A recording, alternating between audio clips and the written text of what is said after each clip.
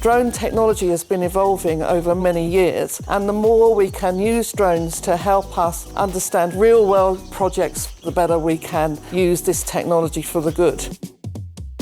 Here at AUT, our engineering students are working with the New Zealand Defence Force on a drone project, and what they're trying to do is understand and improve the operation of the drone for disaster response, recovery, search and rescue.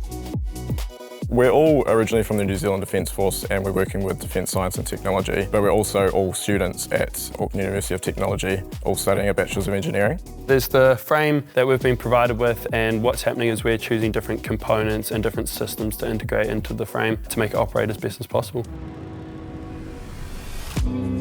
AUT has been able to help me through this project with the different courses I've been taking, so I've been able to use that information and that theory and apply it to the real-life application and see how that works.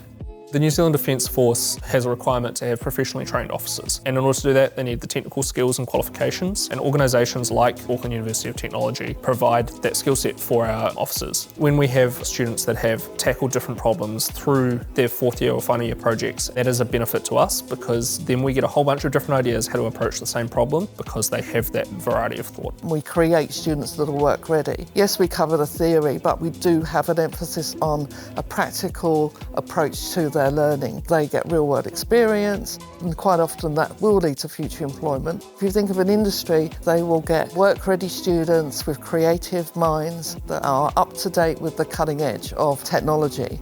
And so I think you'll find that if you partner with us, you will find absolutely excellent future employees.